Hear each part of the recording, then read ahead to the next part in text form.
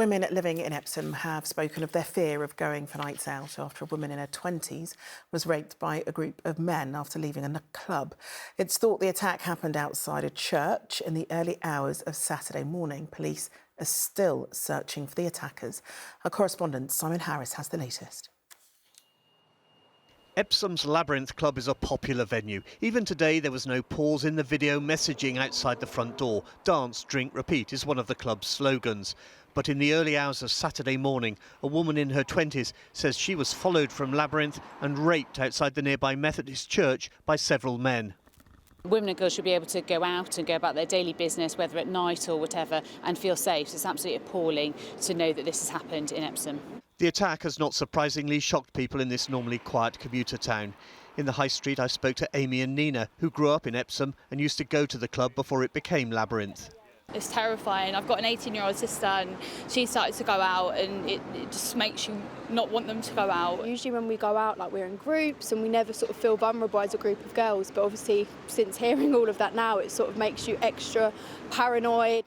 But it's not just young women worried and feeling vulnerable. Jo is a mum. It's absolutely devastating for the victim and her family, but also as a mum of two teenage daughters, it makes me really, really worried about their safety, the safety of women in the local community. I'd like to think that in Epsom I would be entirely safe walking the street, whether it be 2 a.m. or 2 p.m.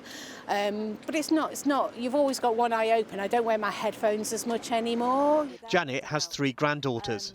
My son tracks their phone and pays for Ubers or taxis, whatever.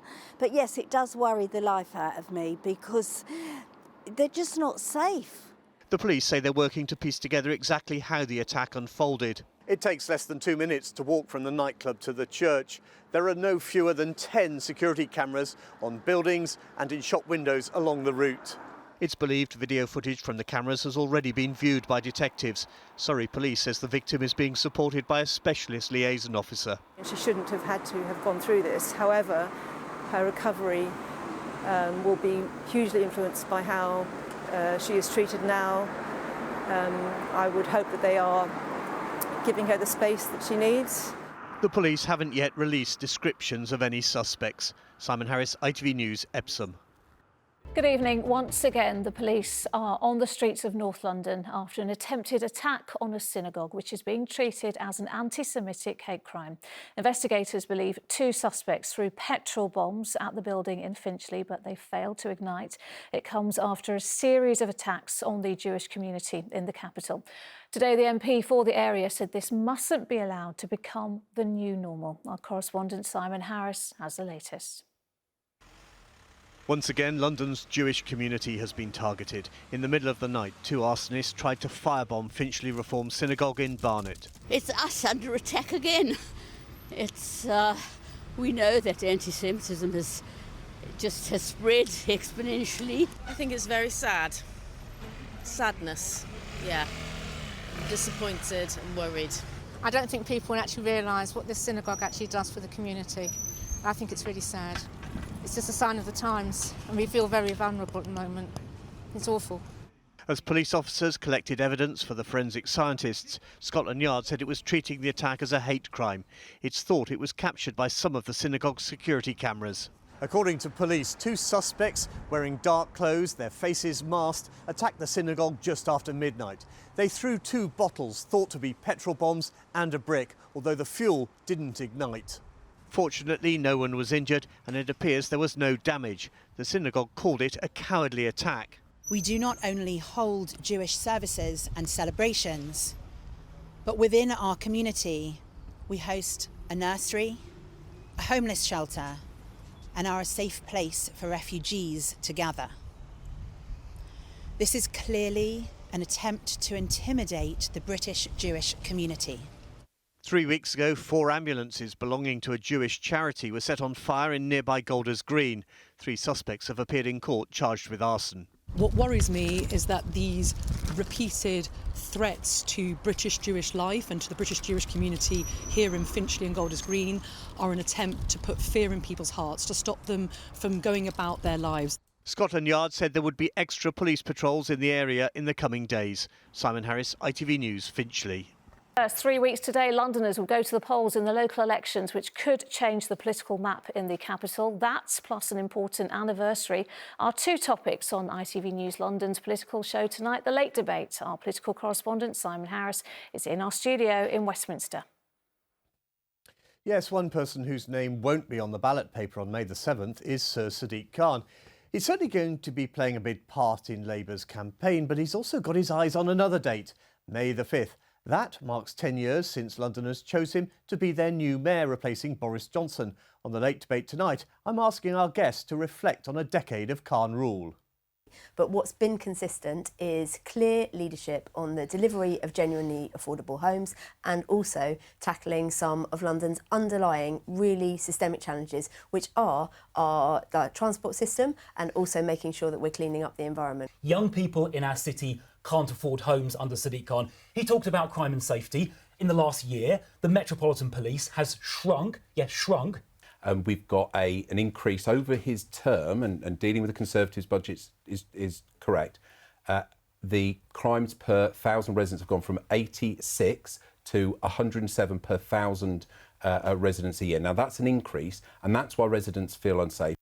We'll also turn our attention to those crucial elections where there are predictions that Labour could get a pasting in London. As well as MPs from the main parties, we'll hear from the leader of the Greens and a senior member of Reform UK. That's the Late Debate here on ITV1 after news at 10. Now, in Hackney, voters aren't just choosing councillors in May's local elections, they're also deciding who'll run the borough as mayor. In a contest Labour has dominated for more than 2 decades.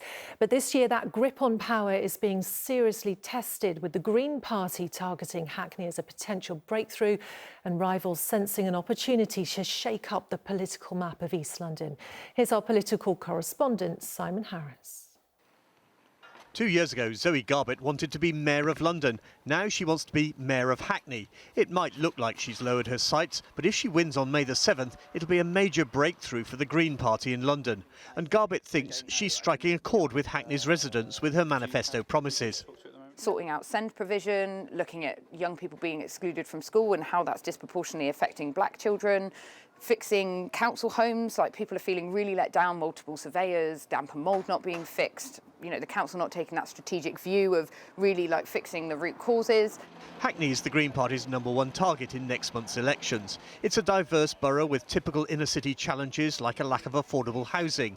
We came across a homeless person camped on the steps of the town hall. Hackney is one of 5 London boroughs where voters are choosing an executive mayor as well as the council. Hackney's mayor has always been Labour, ever since the post was first created in 2002. So a Green victory here on May the 7th would be a huge blow to Sir Keir Starmer. No pressure then on the current Labour mayor, Caroline Woodley, who's defending the party's record. What do you say to people who associate Hackney with high crime and poor housing? Then they should check the stats, because crime has been dramatically falling across London, not just in Hackney. It's a place that people love to live in. That's the first thing we ask when we knock on the doors is, do you like living in Hackney? And everybody likes living in Hackney.